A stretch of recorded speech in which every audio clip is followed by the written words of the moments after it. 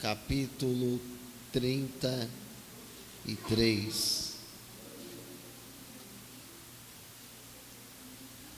Êxodo capítulo 33, verso de número 12. O livro de Êxodo é o segundo livro da Bíblia. Êxodo capítulo 33, verso de número 12.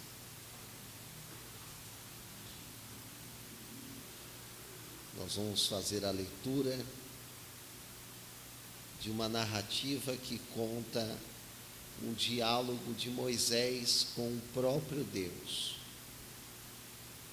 Vamos aprender algumas coisas, ou melhor dizendo, resgatar alguns conceitos que muitas vezes nós deixamos se perder no meio da trajetória. E quando esses conceitos são perdidos, nós colocamos à risca os planos e os projetos de vitória que Deus tem para a nossa vida. Quantos aqui se consideram vitoriosos, dão glória a Deus? Então essa palavra é para você.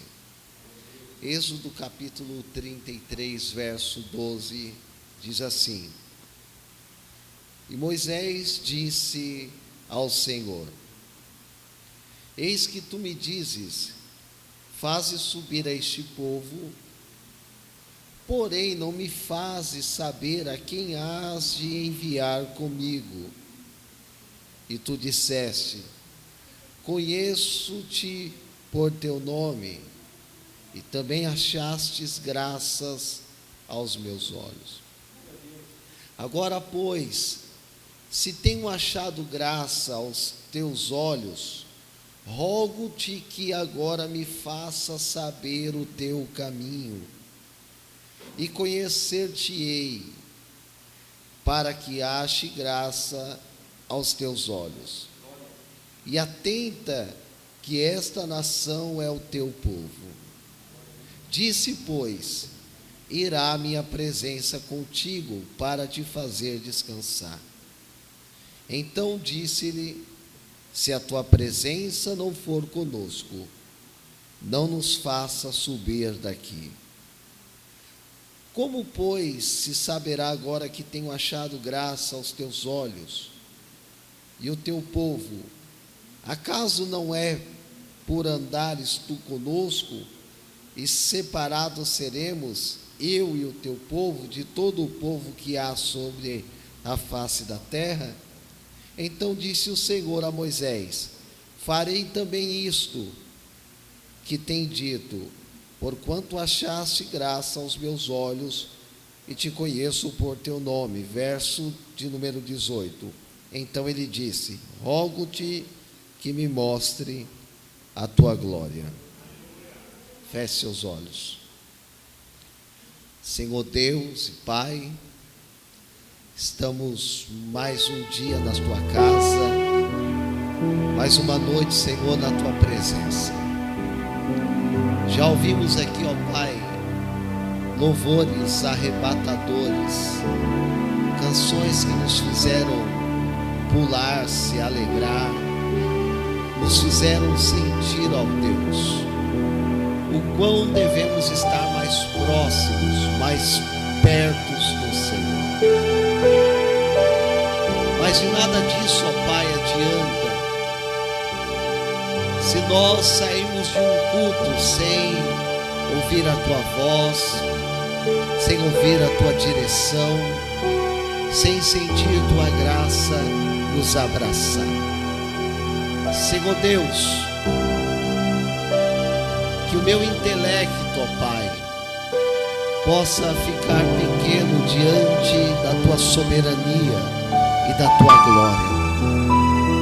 Que tudo que o Senhor resolver falar nesta noite, por intermédio da minha vida, possa ser canalizado para ser bênção para esta igreja.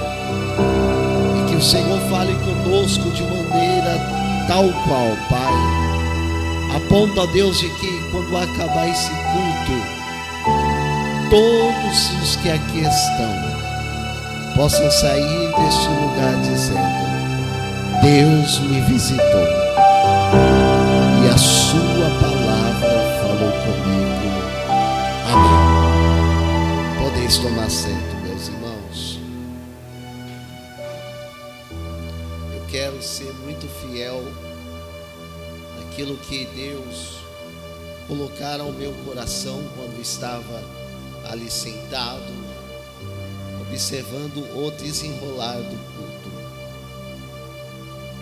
E Deus falou algo muito forte ao meu coração, e eu quero ousar a dizer que mesmo um domingo como esse,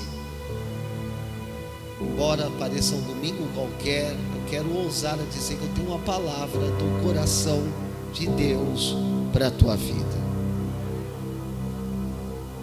Quando Deus criou o homem, quando Deus criou o ser humano, Deus nos criou para que vivêssemos os projetos dele sobre a face da terra. É de se observar que Deus jamais, no seu propósito divino, nos criou, nos fez para que nós fôssemos pessoas frustradas, derrotadas, decepcionadas da face da terra. Não. Quando Deus resolveu apontar para mim, para você, Deus nos chamou por um nome totalmente diferente daquele nome que nós recebemos quando nascemos. Porque embora nós tenhamos o nosso nome comum, quando Deus nos criou e nos formou, Deus nos chamou por nome de vencedores e vencedoras em Cristo Jesus. É necessário que nós entendamos que Deus jamais nos colocaria sobre a face da terra para que nós fôssemos pessoas subestimadas pelo inimigo, errantes nos nossos caminhos, e pessoas que seriam plantadas da terra para ser uma decepção. Não. Quando Deus nos criou, e você precisa deixar isso bem claro na sua mente, Deus nos criou para que nós conquistássemos a terra, para que nós fôssemos pessoas que coroássemos e exaltássemos o nome de Deus com as nossas vitórias. Acontece que no decorrer da vida, muitas vezes, por causa das nossas escolhas, por causa das nossas decisões e dos caminhos que resolvemos trilhar, nós trazemos para perto de nós muitas dores, muitas angústias, muitas decepções. E quando nós olhamos personagens da Bíblia, como o caso de Moisés, automaticamente nós ficamos nos perguntando: o que é que esses homens tinham de diferente? O que é que esses homens tinham de tão especial, capaz de trazer para perto de si a presença de Deus de uma maneira tão intensa, capaz de fazer com que as pessoas olhassem para esses homens até com um tanto de inveja, dizendo: eu quero ser como ele, eu quero ser como ela. O que é que esses homens tinham de tão especial, que era capaz de uma oração como a de Elias, em menos de um minuto, fazer Deus abrir os céus e mandar fogo através de uma oração tão simples como a oração de Elias? Que homens especiais era esse, que como Josué, fazia com que o povo rodeasse em volta da muralha, e um grito sequer foi capaz de fazer com que todas aquelas muralhas caíssem por terra? A pergunta é: o que esses homens tinham de tão especial? É impossível nós fazermos uma leitura da biografia desse homem chamado Moisés e nós não ficar se perguntando o que é que Moisés tinha de tão especial, a ponto de ser o único homem que Deus resolveu se apresentar a ele face a face. É esse Moisés que é um exemplo de liderança tão grande, estudado nas escolas e nas faculdades de administração, porque ele sozinho teve a capacidade de levar até a terra prometida, tirar do Egito mais de 600 mil homens, sem contar mulheres e crianças. E esse homem se torna um exemplo de liderança. Primeiro porque Moisés, ele liderava de uma forma imparcial. Ele não tratava a sua família de uma maneira diferente que tratava os demais do povo. Mas quando chegamos aqui no capítulo 33, dos versículos que nós lemos, nós vamos ver pelo menos algumas razões pelas quais Deus fez com que Moisés fosse um homem que vivesse uma vida de excelência e vivesse os propósitos de Deus. Porque Moisés está no deserto, ele está com a incumbência de levar esses mais de 600 mil homens até a terra prometida. E Moisés sabia que o deserto era o lugar que haveria muitos inimigos que eles iriam enfrentar.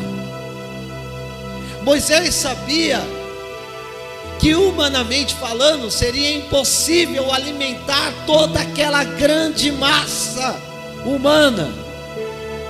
Moisés sabia que o trajeto que eles iriam percorrer no deserto não seria um trajeto fácil. E quando Moisés tem a oportunidade de dialogar com Deus, Moisés não pediu a proteção dos inimigos, Moisés não pediu alimento para aquele povo, Moisés não pediu para que Deus encurtasse o trajeto no deserto, não.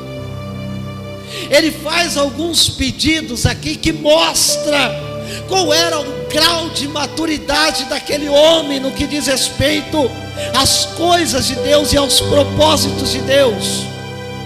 Ele faz alguns pedidos e eu quero me ater a eles nesta noite, para trazer uma revelação de Deus para a tua vida. Porque o mesmo Deus que foi com Moisés no deserto é o mesmo Deus que está contigo nesse deserto. O mesmo Deus que atravessou e guardou Moisés de todos os males é o mesmo Deus que está contigo nesta peleja. E Deus tem um propósito de vitória para a tua vida. Deus tem um propósito de exaltação para a tua história.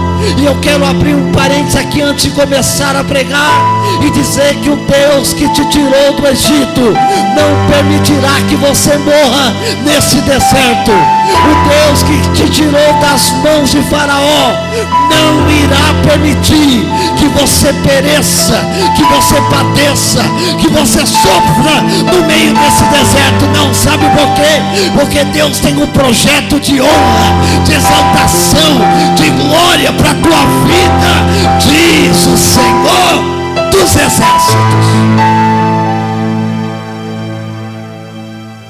Agora Moisés, ele tem a oportunidade de dialogar com Deus. E Deus fala: Moisés, eu escolhi você para guiar esse povo. E Moisés poderia ter aproveitado a oportunidade e colocado tudo na mesa. Quais seriam as objeções, quais seriam os inimigos que ele iria enfrentar. Mas sabe o que Moisés pede para Deus? Ele diz: Deus, o Senhor falou que sou eu, né? E eu creio que sou eu. Mas eu preciso que o Senhor me mostre qual é o caminho. Por que Moisés é destacado como um homem que viveu acima da média, que Moisés não era um homem mediano qualquer, era um homem excelente, porque Moisés sabia aproveitar as oportunidades que ele tinha quando estava diante do Senhor. E ele não pede livramento dos desafios, porque ele sabia que os desafios é que faria que ele se tornasse mais forte. Mas Moisés, ele entende que ele só seria bem sucedido se Deus desse para ele a direção correta, se Deus direcionasse ele pelo caminho correto. É por isso que Moisés, ele diz: Senhor, eu aceito os desafios que o Senhor tem para a minha vida, mas eu só aceito os desafios quando o Senhor me mostrar qual é o teu caminho. Sabe qual é o grande erro da maioria de nós cristãos? É que nós queremos ter vitória, queremos granjear e colocar no mural da nossa galeria conquistas e vitórias, mas nós não queremos e não estamos dispostos a enfrentar os desafios que a vida nos impõe. E o que faz com que as pessoas que são acima da média sejam pessoas que se destacam, é que essas pessoas normalmente elas não têm medo dos desafios. As pessoas que se destacam são pessoas que enfrentam os obstáculos de cabeça erguida, até porque são pessoas que sabem que a mão de Deus está repousada sobre ela. Então, se eu pudesse te dar um conselho nesta noite de hoje, o conselho que eu tenho para você é: não tenha medo dos desafios que estão sobrevindo sobre a tua vida. Não tenha medo de enfrentar as lutas e os gigantes que irão se impor e se opor contra você no meio desse deserto. O segredo é que você precisa saber, aleluia, aproveitar as oportunidades que Deus te dá quando você está diante de Deus. E Moisés sabia fazer muito bem isso. Quando ele está diante de Deus, ele sabe que ele precisava da direção, do caminho, do guiar de Deus, para que ele chegasse lá na terra prometida. Então, quando Moisés entra na presença de Deus, ele diz: eu aceito os desafios, mas eu só vou, Pai, se o Senhor me mostrar a tua direção, se o Senhor me mostrar, ó Pai, o caminho que o Senhor tem para a minha vida. Deixa eu dizer algo de Deus para a tua história. Deus tem vitória para você, Deus tem vitória para a tua casa, Deus tem um projeto de honra e de conquista, mas Deus quer que você faça pedidos inteligentes, como Moisés pediu. E sabe que Deus quer que você peça? Deus quer que você comece a entender quais são as direções dele para a tua história. Moisés, ele diz: eu vou, mas eu só vou se o Senhor me mostrar o teu caminho. Eu sei que essa igreja é uma igreja que acredita em profecia. Eu sei que nós somos uma igreja que vivemos uma palavra profética a cada culto. E a palavra que eu tenho para você nesta noite é que a partir de hoje, nesse deserto, Deus vai te dar a direção certa. Você vai parar de andar no teu caminho, nos teus sonhos, nos seus projetos. Você vai parar de andar nas tuas direções. Sabe por quê? Porque Deus está dizendo, aleluia, assim como eu fui com Moisés, eu serei contigo, diz o Senhor dos exércitos. Assim como eu guiei o meu povo no meio daquele deserto, assim diz o Deus de Israel: eu pego na tua mão hoje e começo a te levar para o meu caminho, para a minha direção. não. Aleluia.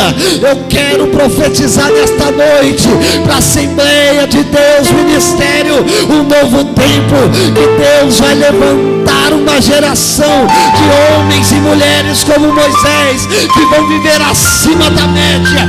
Aí as pessoas vão perguntar: qual é o teu segredo? Aí você vai dizer: é que eu sou como Moisés. Antes de eu caminhar, eu peço a direção. Antes de eu dar um passo, eu peço a direção de Deus para a minha vida. Aleluia. Deus está dizendo: comece a pedir a direção de Deus para a tua história. É aqui que mora o X da questão, porque nós queremos a vitória, mas queremos andar nos nossos caminhos. Se você pegar a segunda carta de Paulo aos Coríntios, no capítulo 2 e verso 14, o apóstolo Paulo, ele diz assim: olha, graças a Deus que por meio de Jesus Cristo sempre nos leva ao caminho de triunfo, e que por onde nós passamos, nós exalamos esse perfume de Cristo. Sabe por que Paulo está dizendo isso? Paulo, ele está fazendo menção a uma cerimônia que era muito corriqueira dos romanos da época. Os romanos, eles tinham o costume de, quando sair para a guerra, para a peleja, eles venceram o inimigo, eles não costumavam matar o inimigo no campo de batalha, não. Eles pegavam cativos os inimigos, levavam eles para as ruas de Roma e faziam com que os inimigos, eles fossem humilhados diante de uma marcha chamada marcha triunfal. E essa marcha era o ápice do evento. Por quê? Porque aquela marcha mostrava que o povo romano estava vencendo mais uma peleja. E eles costumavam queimar incenso, jogar incenso sobre a rua aonde esses exércitos estavam passando. E quando aquelas pessoas sentiam o cheiro daquele perfume, eles estavam dizendo: Roma venceu mais um inimigo. Esse cheiro é cheiro de vitória para o inimigo. Paulo, ele pega esta cerimônia e ele coloca Cristo como o general que vai à frente da marcha triunfal e que está guiando o seu povo para a vitória. E ele está dizendo: olha, assim como o general de Roma consegue levar o seu povo ao triunfo, Cristo está na frente guiando o seu povo, e aonde o povo de Deus passa, eles exalam o cheiro do perfume de Cristo. O que você quer dizer com isso, pastor? O segredo é colocar Jesus na frente do caminho.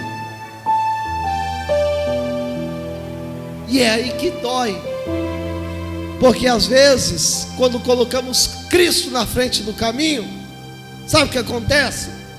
Ele diz que o caminho não é o que nós estamos querendo seguir. Quando colocamos Cristo à frente do caminho, ele diz: não é esse o caminho. E Moisés entende que o segredo para chegar na terra prometida é trilhar o caminho correto.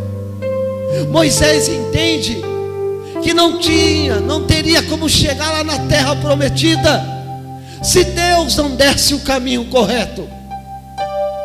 E quantas vezes nós estamos errando nas nossas escolhas, estamos quebrando a cara, batendo, dando um murro em ponta de faca, e estamos questionando, dizendo: Deus, será que o Senhor me esqueceu? Será que as suas promessas para a minha vida estão perdidas? E muitas vezes o segredo é que nós estamos no caminho errado. Muitas vezes é porque a direção que nós estamos trilhando é a direção errada. Sabe o que Moisés faz? Ele diz: eu só vou chegar lá se o caminho que eu estiver trilhando é o caminho que Deus trilhou para mim. Aí sabe o que Deus diz?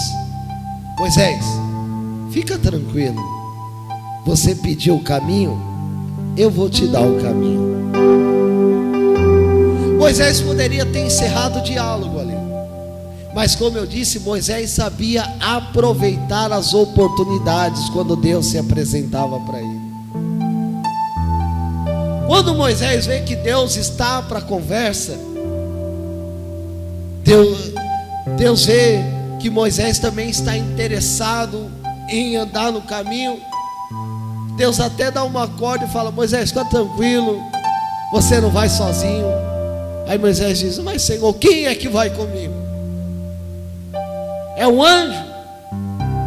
Deus diz: não, Moisés, a minha presença vai com você. Sabe o que Moisés disse? Falou: tá bom, Senhor, eu não saio daqui se a tua presença não for comigo.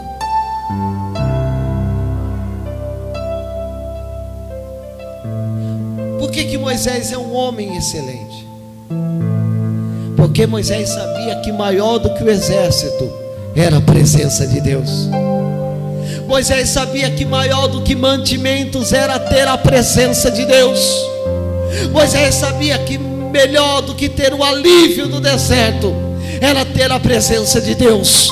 Então ele sabe pedir, ele sabe aproveitar a oportunidade.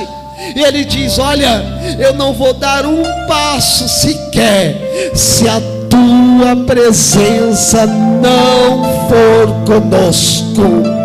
O grande segredo das conquistas de Moisés é que Moisés priorizava a presença de Deus em cada passo que ele fosse dar. Moisés está dizendo: eu não dou um passo sequer a Deus se eu for sozinho, porque eu posso ter 600 mil homens a meu favor. Se a tua presença não for comigo, eu perco a batalha. Se a tua presença não for comigo, eu morro no deserto. Se a tua presença não for comigo, nós vamos padecer de fome. Se a tua presença não for comigo, nós não vamos alcançar o objetivo. Então Moisés, ele pede algo que é mais valioso do que qualquer riqueza dessa terra. Ele diz: Deus, eu só vou conseguir os meus objetivos se a tua presença estiver comigo, se a tua presença estiver conosco. Ei, você pode ter talento, se a presença de Deus não estiver com você, não vai dar certo. Você pode ter recurso financeiro, se a presença de Deus não estiver com você, não dá certo. Sabe qual era o segredo, aleluia, dos êxitos e da vitória de Moisés? É que Moisés sabia que sem a presença de Deus não tem vitória, sem a presença de Deus não tem terra prometida. Então o segredo é: priorize a presença de Deus.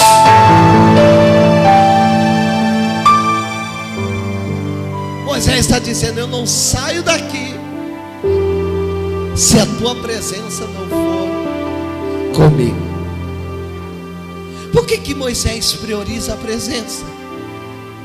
Porque Moisés tem conhecimento de Deus, e Moisés sabe que a presença de Deus é o que muda todo o curso da história.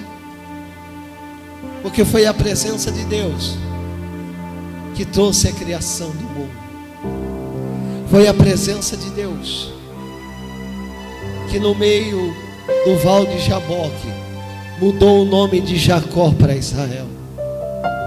Foi a presença de Deus que fez com que Gideão vencesse 132 mil homens apenas com 300, sem pegar na espada, dizendo: só espada pelo Senhor e por Gideão. Foi a presença de Deus que fez com que um menino inexperiente em guerra chamado Davi derrubasse um homem experiente chamado Golias.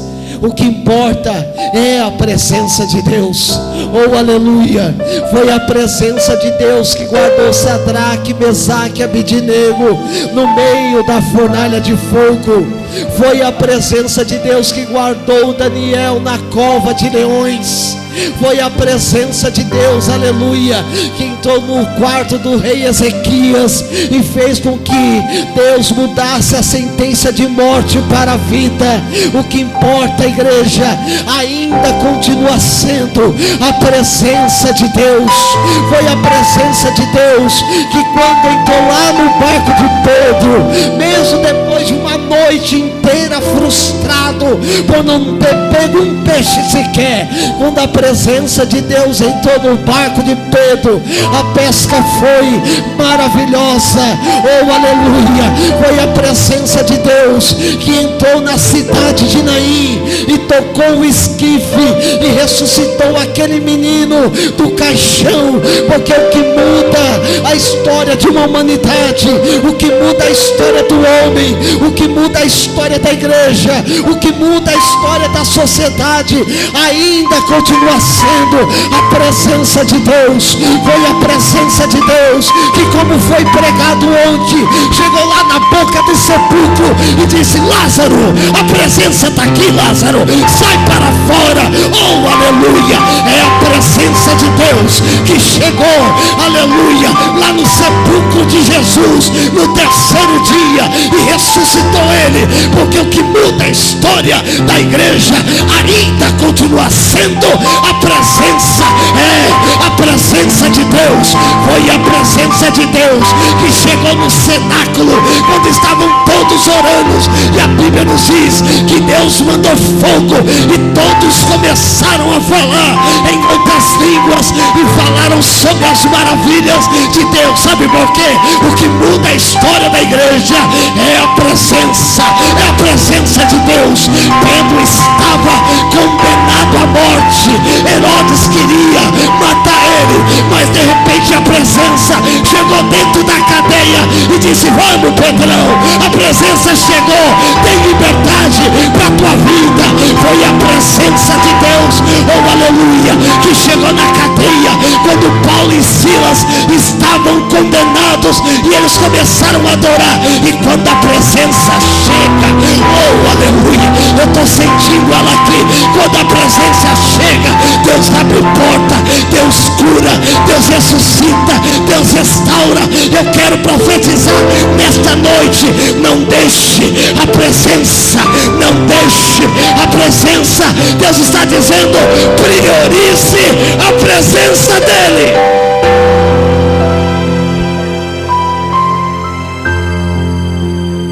Aleluia. Eu posso ter intelecto, mas se a presença de Deus não estiver na mensagem, eu vou falar bonito, vocês vão sair daqui dizendo: nossa, como ele fala bem, e nada vai acontecer. Mas se a presença de Deus estiver comigo, basta eu abrir a boca e a glória de Deus desce. O que muda a história de uma igreja e faz com que ela seja o destaque onde quer que ela esteja, não é a beleza do templo, não é a estrutura de organização que nós podemos colocar. O que muda a história é a presença. E Moisés entende isso. Ele diz: eu não dou um passo sequer se a presença de Deus não estiver comigo. Quer um segredo? Quer que teu casamento comece a caminhar de vento e popa? Coloca a presença de Deus no teu casamento. Quer que a tua empresa, os teus negócios comecem a fluir? Coloque a presença de Deus nos teus negócios. Quer ser bem sucedido em tudo que você fizer? Faça como Moisés. Moisés diz: eu não dou um passo sequer se a presença de Deus não estiver comigo. Irmãos, a gente pode até sobreviver sem a presença de Deus, mas viver não tem como. Você pode até sobreviver, Mas se você quiser viver as promessas de Deus, se você quiser viver a glória de Deus sobre a tua vida, saia daqui com esse propósito. E se possível, fale aí onde você está: eu não saio desse culto sem a presença de Deus. Porque quando você fizer isso, você chegar lá na porta da tua casa hoje, quando você abrir, você vai entrar, mas a presença de Deus vai entrar primeiro dentro da tua casa.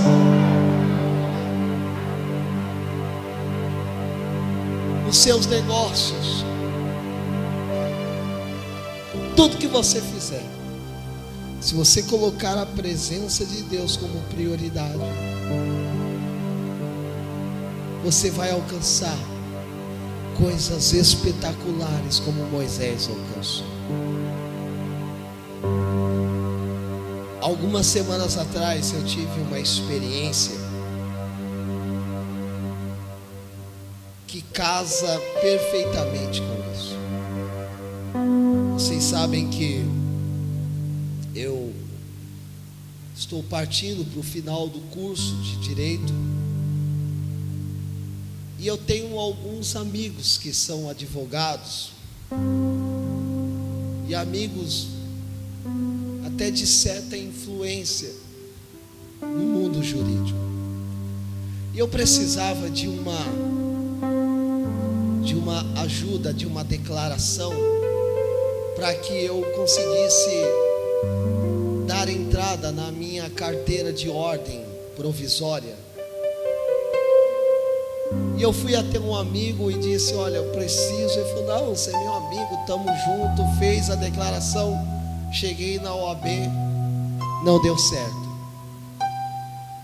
Aí eu recorri a um outro, falei: esse tem o nome, tem nome forte na OAB. Ele falou: fica tranquilo, eu vou fazer, você vai lá, se não der certo você me liga de lá, que quem te atendeu eu peço para mandar embora. Falei: agora vai dar certo. Quando cheguei lá, não deu certo. Liguei, ele gritou, esperneou e não deu certo. Aí quando eu saí de lá, eu falei: Deus, eu não tenho mais quem recorrer, só o Senhor. E Deus falou para mim: fica tranquilo, que eu vou mostrar para você que você não precisa depender de homens, você precisa aprender a depender de mim, diz o Senhor. Aí a moça que me atendeu, ela me deu todos os caminhos para eu conseguir. Eu falei: mas como? Não tem como, ela deve estar falando besteira, porque se através dessa pessoa não deu certo, sendo um presidente de uma das subseções da OAB não deu certo, ela está me dando a direção a uma pessoa que eu nem sei quem é. E fui, conversei com essa advogada, que também ela faz parte do nosso grupo, mas humanamente falando, ela é a que não tem tanto nome como os demais. E conversei com ela, falou: não, doutor, fica tranquilo que eu vou te ajudar. E ela fez a declaração. E eu falei: eu não vou confiar não, eu vou, mas eu vou orando. Peguei o metrô, até encontrei a Waze aí no trem e fui. Aí quando eu entrei na OAB, eu falei comigo mesmo: hoje eu entro aqui com a tua presença, Deus. E paz, meus senhores, sem a ajuda do homem, confiando na presença de Deus, deu certo. Sabe por quê, meus irmãos? Porque muitas vezes nós depositamos em homem aquilo que devemos depositar somente em Deus. Às vezes nós estamos transferindo para humanos aquilo que devemos depositar única e exclusivamente em Deus. E eu quero aqui até abrir um parênteses e dizer que tem coisas que você não pode confiar a homens. porque o homem não pode fazer nada por você. Moisés não saiu pedindo alianças com homens da terra. Moisés sabia que o que faria com que ele e o povo fosse introduzido na terra prometida não era aliança com cananeus, com jebuseus, não era espada. O que faria com que o povo fosse introduzido na terra prometida era a certeza da presença de Deus. Eu quero nesta noite profetizar sobre a tua vida. Eu quero nesta noite profetizar com muito temor e tremor diante de Deus, com respeito a este altar, e que o ai de Deus caia sobre mim, se o que eu estou fazendo aqui é algo impulsionado pela carne. Mas eu quero profetizar sobre a tua vida hoje, que a partir de hoje, a partir desse momento, você não vai dar um passo sequer sem a presença de Deus na tua história. Oh, aleluia, a partir de hoje o teu casamento terá a presença de Deus, a tua casa terá a presença de Deus, os teus negócios terá a presença de Deus. Você não dará um passo sequer sem a certeza da presença de Deus. Sabe por quê? Deus está te convidando para um desafio, e o desafio que Deus está impondo a nós nesta noite é fazer a mesma oração que Moisés fez. Porque Moisés falou: eu estou no culto, e esse culto é em cima do monte. Nesse culto está só eu e Deus, Deus e eu. Então eu vou me direcionar a Ele, vou dizer: Deus, eu não tenho espada, eu não tenho aliança com homens, eu nem sei o caminho, mas uma coisa eu tenho a dizer para o Senhor: eu não saio desse culto sem a tua presença na minha vida. Eu não saio desse culto, ó Deus, eu não desço desse monte sem a certeza de que a tua presença está sobre mim. Levante a mão aí, vai, porque eu vou profetizar sobre a tua vida agora. A partir de hoje, Deus está derramando a presença dele sobre a tua vida, sobre os teus projetos, sobre a tua caminhada. Você precisa priorizar isso.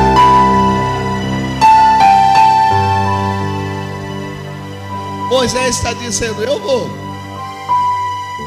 mas eu vou com a presença. Quer um conselho? Talvez eu fale aqui com pessoas que estão desempregadas, e que talvez essa semana vá surgir aí uma oportunidade para você participar de uma entrevista, e talvez o teu currículo nem esteja de acordo com o que a vaga está pedindo. Não tenha medo, vai, mas coloque a presença de Deus, e a porta vai se abrir na tua vida. Que é o segredo? Talvez essa semana é uma semana que você tem negócios a serem fechados, tem decisões a serem tomadas. Não tenha medo de desafios, porque Deus só entrega a vitória para quem não tem medo de desafios. Enfrente os desafios, mas diga: eu vou, mas a presença de Deus vai comigo e vai dar tudo certo para a glória de Deus. O segredo ainda continua sendo a presença de Deus. Quantas vezes nós erramos, quantas vezes quebramos a cara, porque tiramos a presença de Deus do projeto.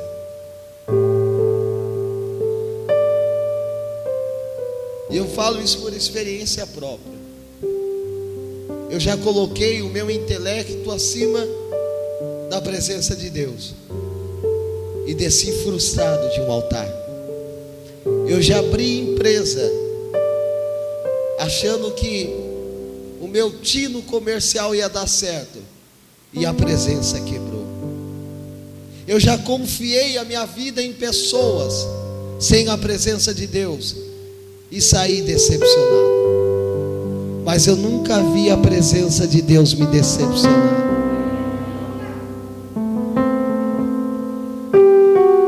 Então eu te dou um conselho. conselho nesta noite. O conselho é: priorize, se abrace com a presença de Deus. Você precisa fazer como Jacó, porque Jacó, assim como Moisés, foi para um culto. Só que o culto de Moisés foi no monte, o culto de Jacó foi no val de Jaboque. E quando a presença de Deus se apresentou para Jacó, ele diz: eu vou aproveitar essa oportunidade, eu vou grudar essa presença e vou lutar com ela, porque eu não saio daqui se essa presença não me abençoar. Pastor Paulo, nós estamos tão acostumados a vir a cultos para cumprir apenas uma agenda, e muitas vezes nós nos esquecemos que aqui é o culto, é a oportunidade. E talvez você nem esteja entendendo, e Deus está aí do teu lado dizendo: cadê a tua reação? Minha presença está aqui, eu quero tocar você, quero ir com você. E muitas vezes nós viemos a um culto qualquer para cumprir uma agenda ou para não ser chamado a atenção. Quer uma notícia? O mesmo Deus de Moisés está aqui nesta noite. O mesmo Deus que mudou o nome e a trajetória de Jacó está aqui nesta noite dizendo: cadê você que veio me adorar? Cadê você que veio buscar a minha presença? Ou será que nós falamos apenas de boca? Eu vou para o culto buscar a presença. Aí a presença vem no culto, desce no culto, derrama a glória no culto, e muitas vezes nós não percebemos a presença.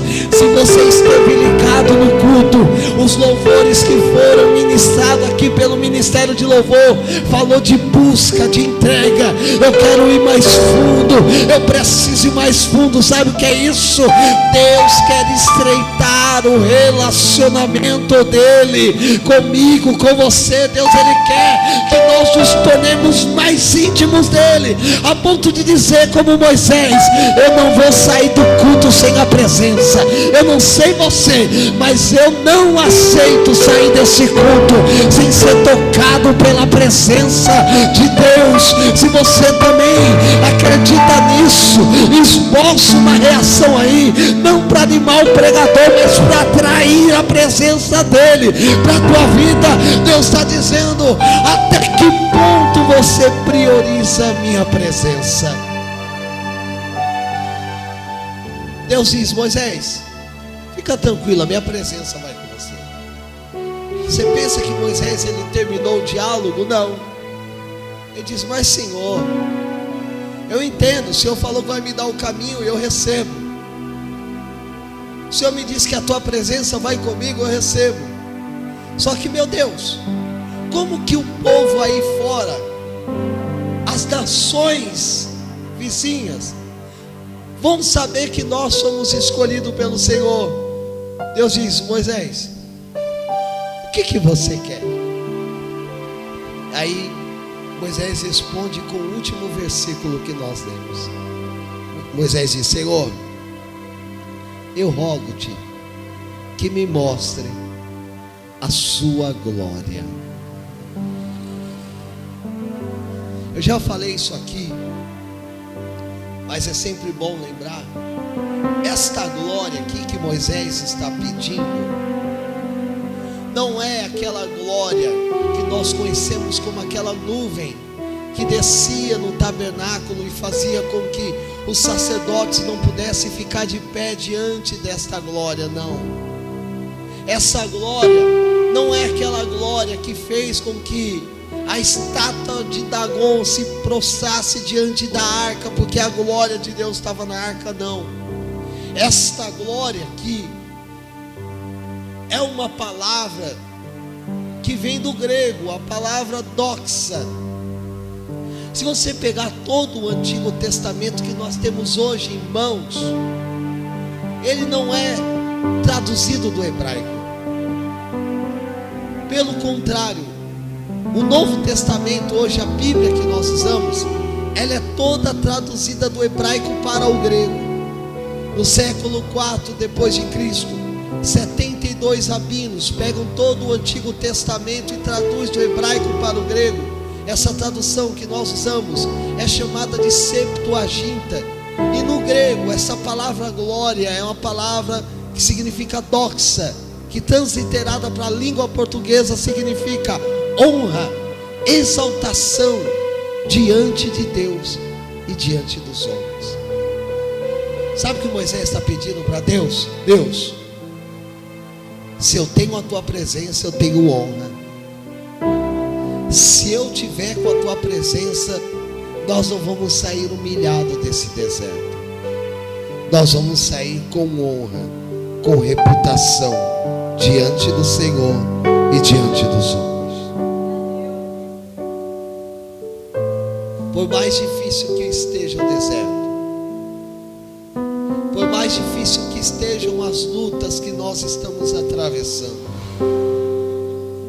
por mais dificultoso que esteja e que seja, nós vivemos esse momento que estamos atravessando de pandemia, de crise econômica, de incertezas políticas.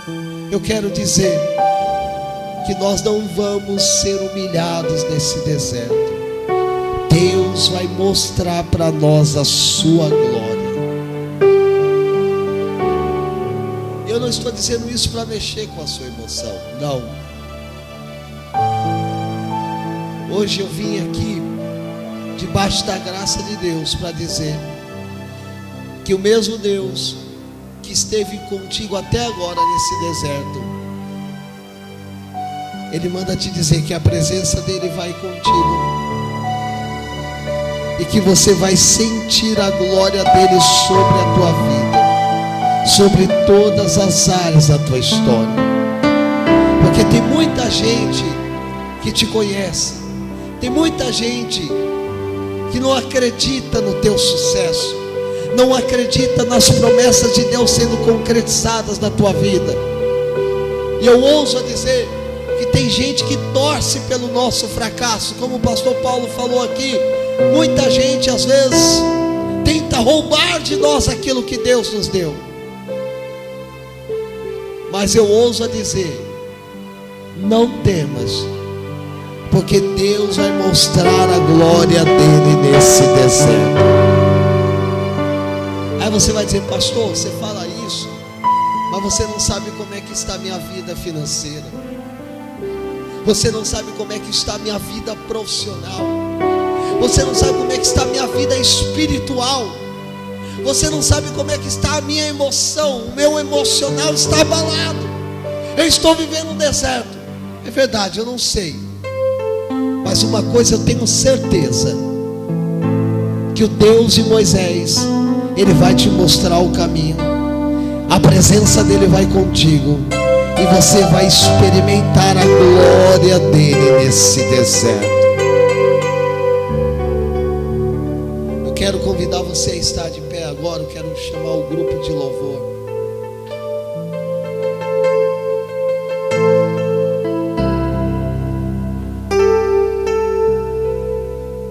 Porque hoje eu falo aqui com pessoas que Deus chamou para viver uma vida de excelência. Embora o mundo possa dizer que você é somente mais um na história, Deus diz que você é vencedor. Embora pessoas da sua família, do seu meio, possam dizer que você não tem a capacidade de ir adiante, Deus manda dizer para você, fica tranquilo, porque é nesse deserto que eu vou mostrar para você a minha glória, diz o Senhor dos Exércitos. Feche seus olhos em nome de Jesus. Quero que você feche seus olhos aí onde você está. Nós vamos louvar ao Senhor. Eu quero que você aproveite esse momento e cante essa canção. Faça como Moisés, diga a Deus, eu não quero sair desse culto sem a tua presença. Eu não posso sair desse culto, ó Pai, sem a tua presença na minha vida. Oh, no quarto e feche a porta. Chegou a hora de falar com Deus.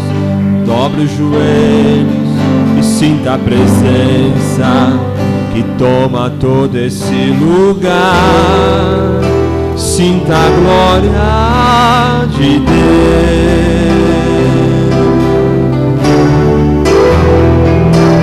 Sinta a glória do Pai. Não se detenha. Não se detenha. Se as lágrimas rolarem e as batidas do coração acelerarem,